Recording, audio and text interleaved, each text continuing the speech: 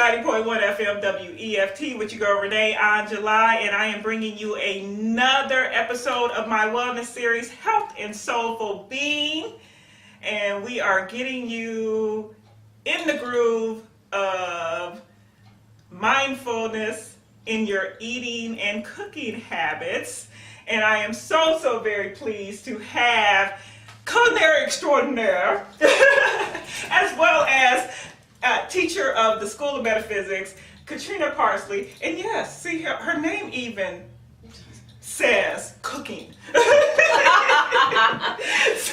that or hurricanes. Yeah, right. Hurricanes and cooking. I don't know. So, because she's a hurricane when she's a cooking. So there we go. That's where we put it. Katrina, thank you so much for participating in this next episode. I'm so glad to have you. Well, thank you, Angela, for How are having me on your you? show.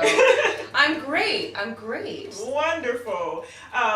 Just to give the folks out there in TV and radio land, and just so you know, everyone, of course, you can hear the Health and Soulful Being live Thursday mornings, and as well you can see it through UTP TV, thank you Jason Liggett, on Sunday evenings, 9:30 p.m. Channel 6 for those of you who are Comcast users, 99 for those of you who are AT&T Uverse users.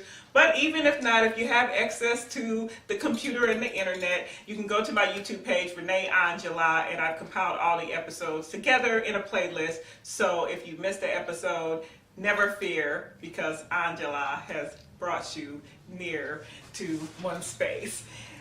Let's just get into, just give us a little bit of background here about yourself in the culinary arts, as well as the school here. Well, I knew at a very young age that I wanted to be a cook and work with food. From the very first time I took a cooking class in middle school, I knew that I wanted to be a cook, and I attended and graduated from the School of, wow, I almost said School of Metaphysics. That's where my consciousness is most of the time right now. But I went to the Culinary Institute of America in Hyde Park, New York. I graduated from there in 2001. And every now and then she slips into her New York accent. It does come out, especially if I say something like sausage. Yes. But I attended the Culinary Institute of America, and then I moved to Indianapolis in 2001 after I graduated from the Culinary Institute with my associate's degree. In 2005, I found the School of Metaphysics. All right. And one of the things we teach with the School of Metaphysics is being able to apply what you're learning in the classes in your everyday life. Mm-hmm. So naturally, the place that I had to apply it was with cooking. Mm-hmm. And I've been studying and teaching. And where were you working at the time in Indianapolis when you found the School of Metaphysics? I was working at a hotel. Okay. Were you cooking then, or were you? Oh yeah. Okay. I was an hourly supervisor at a hotel. Okay. And so that gave me a lot of experience. Yeah, so not managerial, you're already teaching. I love what I do. Yes. So. And so then you started at the School of Metaphysics in 2005. I did. As a student. I did. I started as a student in 2005, and I started teaching in 2006. So I've been with the school for pretty close to 8 years. August will be 8 years. Oh, wow. And I've been teaching for about 7 of those. Oh, goodness. Okay. And when did you move from Indy to here in Champaign-Urbana? I moved here to Champaign-Urbana when the president of the School of Metaphysics asked me if I would move here. And I moved here in September of 2011. Okay. All right.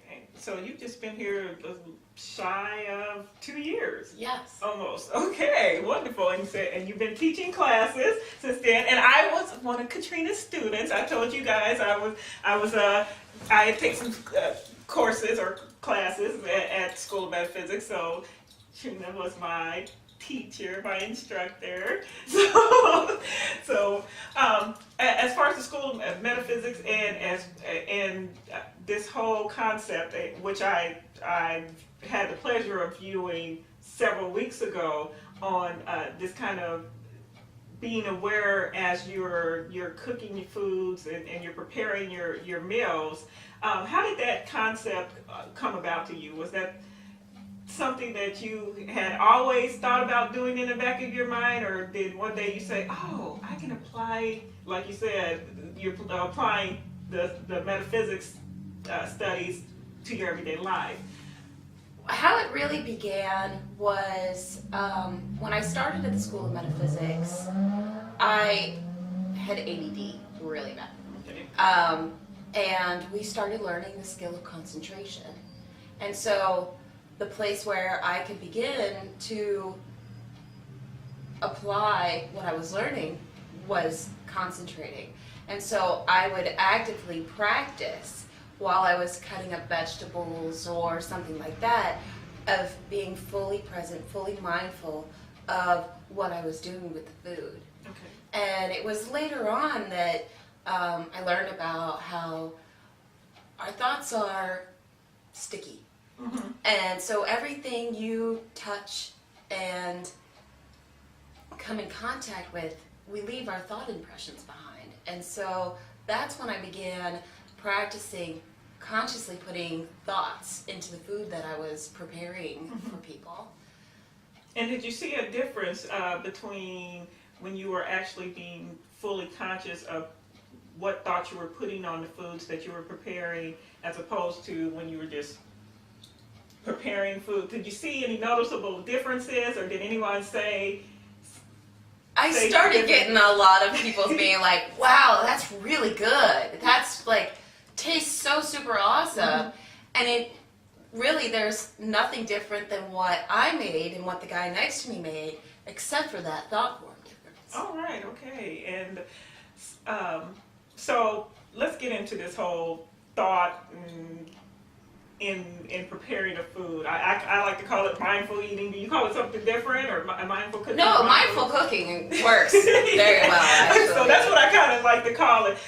So in a sense, what is that, and where would that concept have you learned that concept of mindful preparing and mindful eating? Was it any specific book, or I remember that in your talk, your lecture, you talked about Emoto, and for those of you who don't know, what is the name of the book? True Power of Water. Yeah, The True Power of Water.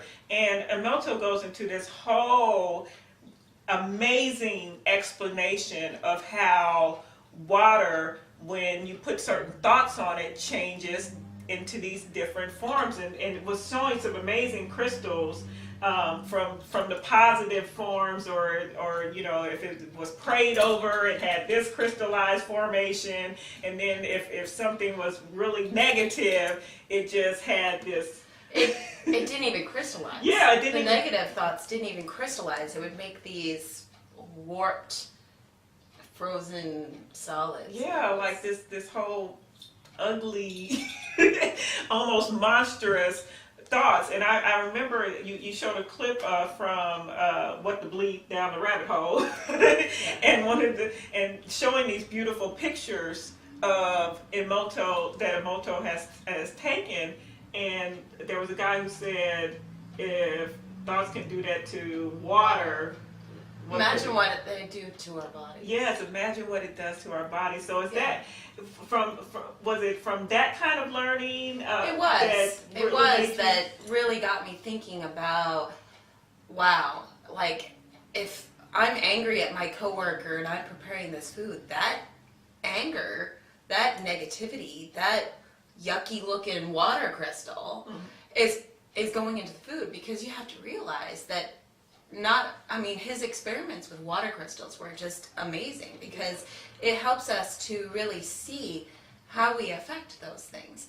And so everything that we eat has water in it.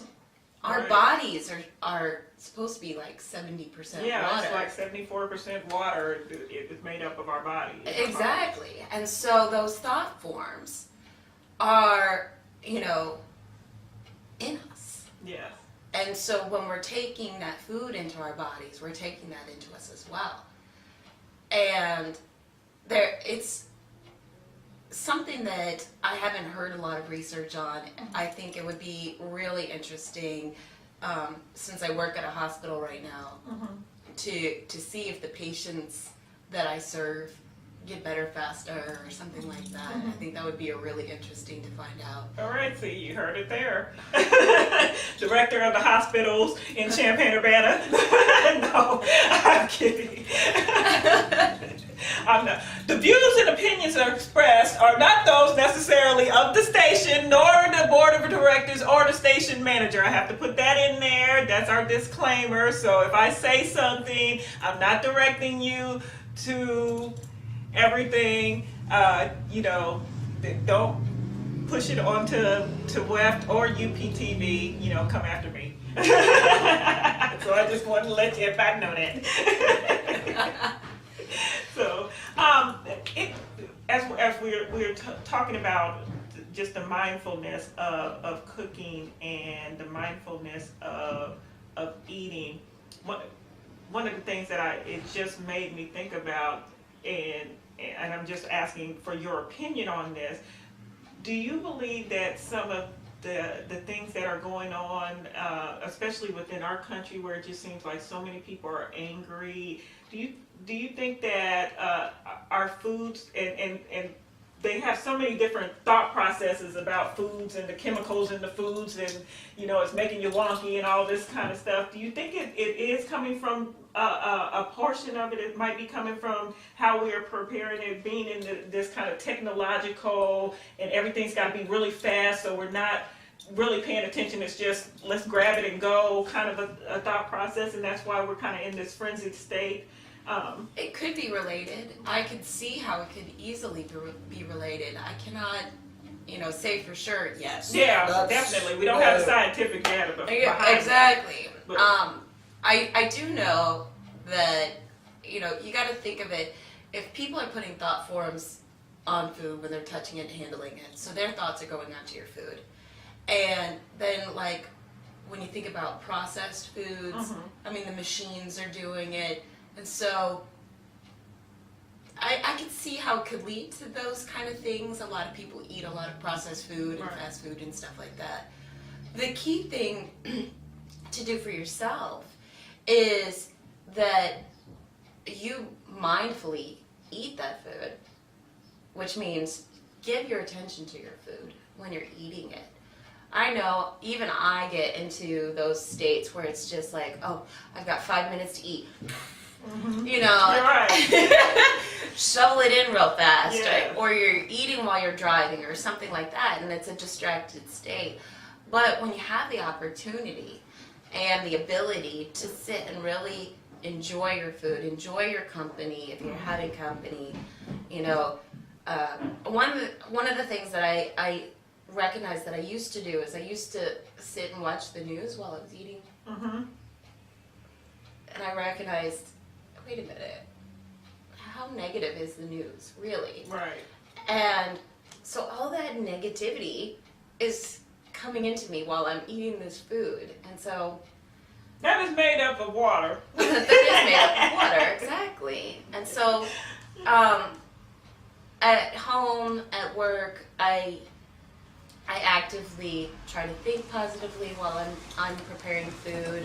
I actively work with making sure my environment doesn't have a whole lot of negativity. Now, I can't help if a coworker's having a bad day and they're angry and stuff like that. I just try to focus on what I'm doing. And we all have coworkers that have bad days. Right.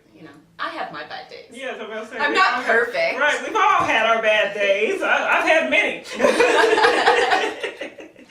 So let's just kind of go into the process of mindfully preparing and eating our foods. What is some techniques that you recommend from preparation to sitting down and eating that meal? Well, one of the things that I like to, as I said, practice is whatever you feel like you need that day. If it's you want to be happier, you want to be more joyful, you want to have bliss, you want to be more prosperous, anything that's positive that you feel like you need more of in your life, that's what you're going to put into your food. And you want to actively think about those things.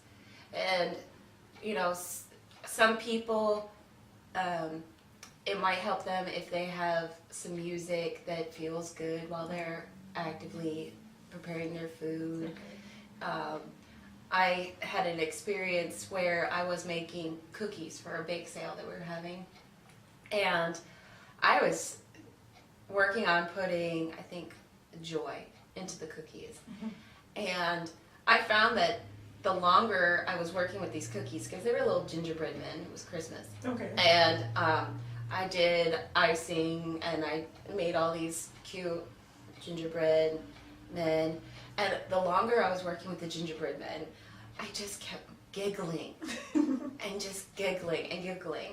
And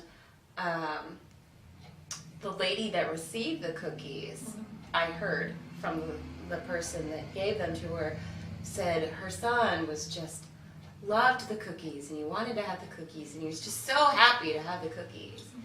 And then one of the things I've experienced at our world headquarters, the College of Metaphysics in Winnieville, Missouri, is we practice mindful cooking there as well. Mm-hmm. And so we'll put a thought form of stillness. Mm-hmm. And it'll be amazing because you'll have 100 people eating lunch and it's fairly quiet because we put stillness into it. And then you put something like joy in there and everybody's loud and rambunctious. And it's interesting to be on the cooking crew and see that because you're feeding 60, 80, 90, 100. This past weekend we had 113 people at our College of Metaphysics campus for our all-student weekend. And we practiced putting calmness and stillness into some of the food and harmony into some of the other food. And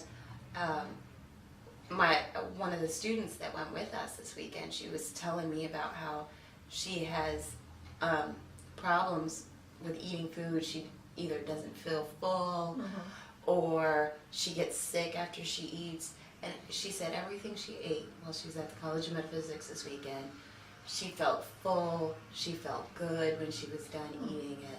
And so that's the kind of experiences people can have when they, through the whole process of handling the food, when you're preparing the meal, is to just consciously think about and practice being whatever it is that you want to put into the food. So, you know, if your family, you know how children can bring home a cold. Yes, absolutely. And then the whole family's sick. Right. So, say you're preparing food and the whole family's been sick, you want to think about health and being healthy, and if, you know, everybody receiving all the nutrients and things they need to be healthy. And then, you know, the family will get healthier faster, at least from what I've experienced. And so it's about practicing it all the way through. And then, as I said, when you're eating the food, you know, it's okay to have conversation. Keep the conversation directed towards positive things while you're eating. You know, keep the conversation directed towards whatever the thought form is, maybe, that you want the whole family to receive. And then, as I said, give your full attention to the food. Because one of the greatest things I've learned is about giving attention to it, you know, really listening to my body and the food. And so it's like... And what your body needs. And what your body needs, exactly. Yeah, I've noticed that in my experience, especially throughout this whole cancer journey, of how I became more aware of what my body needed, and I became more conscious of, oh, I'm eating this because my body needs this.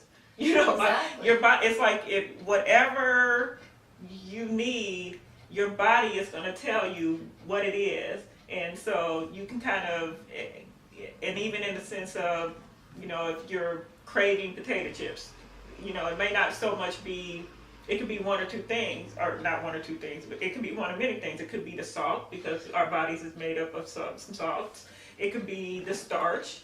It could be the protein from the from the potatoes, And so when you kind of get to the sensibility of knowing, then you can kind of extract out and deduce, okay, this is what I'm really craving. Yeah, I find that if I'm craving chips, it's usually the salt for me, because I don't add a lot of salt to things, and I don't eat really salty things, but I find that if I'm craving chips, and coming up this time of year, it being hot out, I start to crave it more, and it's usually because it's the salt. Right. Your body needs salt in order to help hold the water in your body. Right.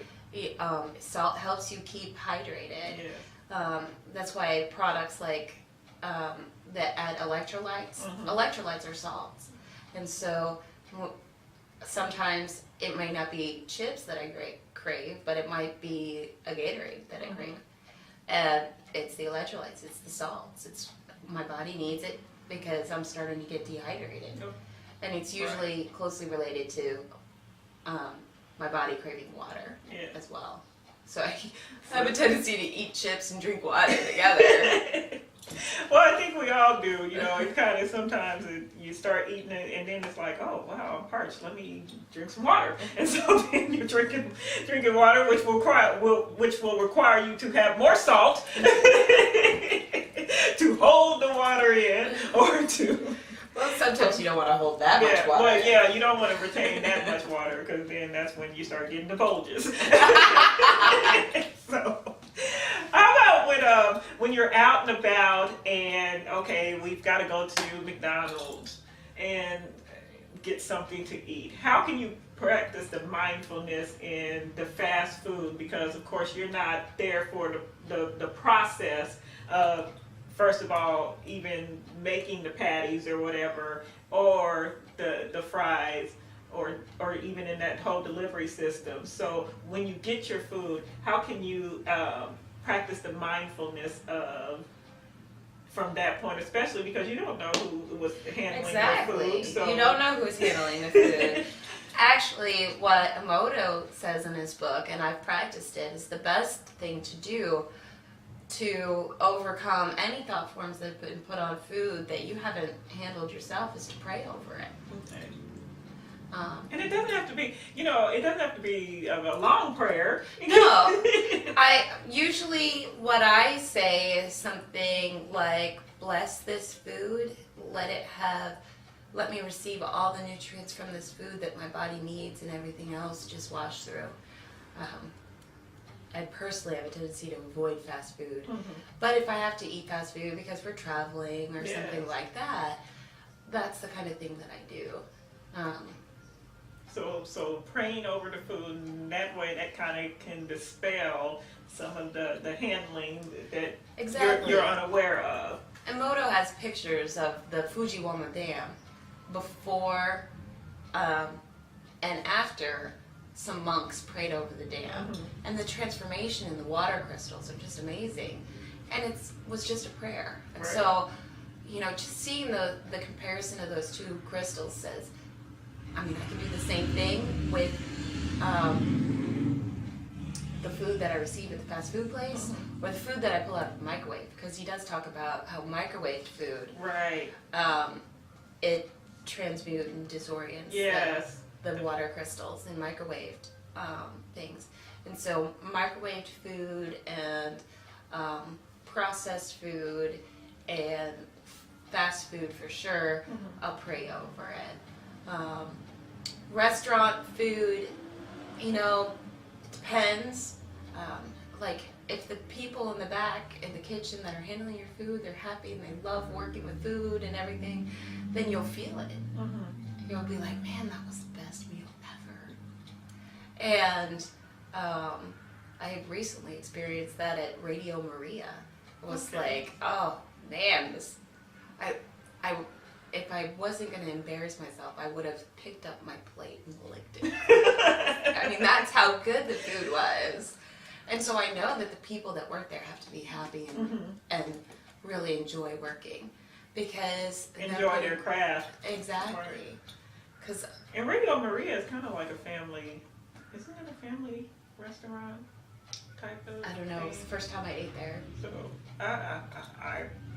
I'm for some reason thinking of it as being a family-oriented restaurant. And I had that same experience like at the Courier Cafe, and it was the first time I ate there. And some friends of mine and we went in there, and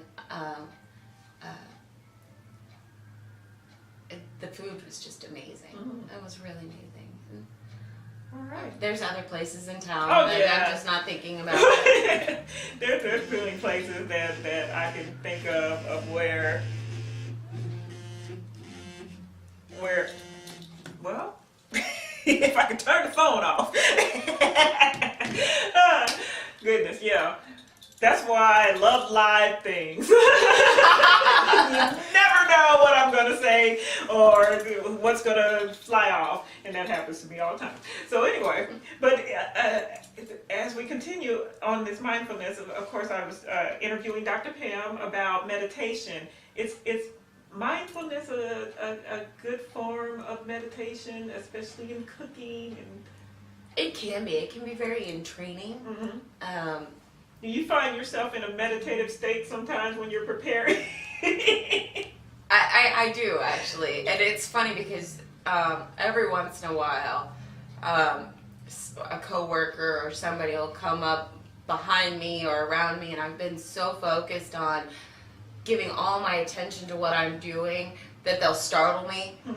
And one of my managers actually experienced the effect of that. When you come up behind me and startle me, he said he couldn't hear for like a week. Oh. So, it's about giving your full attention and about learning how to kind of entrain with it, concentrate on it, but giving undivided attention to what you do. You actually end up being more efficient in many areas when you can give your full attention to what you're doing. If you're so busy thinking about the to-do list while you're doing that, you're putting that to-do list and that stress and all that other stuff right onto whatever it is you're doing.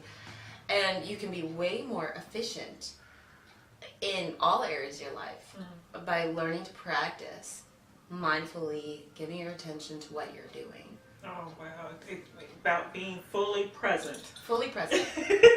Experiencing the present moment. Yes, in the now. Exactly. Oh, goodness. Wonderful. Thank you, Katrina. Are there any upcoming, we didn't touch much on the School of Metaphysics, but you do you do teach about being present and focusing and concentrating in your classes. And you get assigned to read that True Power of Water. That's right. You get assigned to read that Power of Water book, and it will just amaze you. For me, I'm glad that I got a chance to read the book because I had actually heard a year before I even knew about the book. I had heard about Emoto, ironically through a chiropractor, but a chiropractic doctor. How I learned about Emoto the first time was I flipped on PBS and there was like some sort of documentary about it. Oh, wow. And this was like way before I found the School of Metaphysics. So it's amazing how things come in alignment, and then you're like, oh, that's interesting. Okay, I see that. Yeah. Yeah. I didn't really understand it when I first received Emoto, but I could see how it's very much related because when he was brought up again at School of Metaphysics, and then we finally made it part of our assigned reading list, I was like, oh my God, this is that guy with the water crystals. Oh, I love this guy. Yes. I noticed that when I saw for the first time What to Bleed Down the Rabbit Hole, and I just saw that movie. Oh, it was either sometime last year or the beginning part of this year, but it's been in the last year, and I was like, oh, there he is again. So I'm sitting here in this space of where it keeps popping up, probably because I need to change my thoughts. No. That could be part of it. Because it keeps snapping back out to me. So I am always.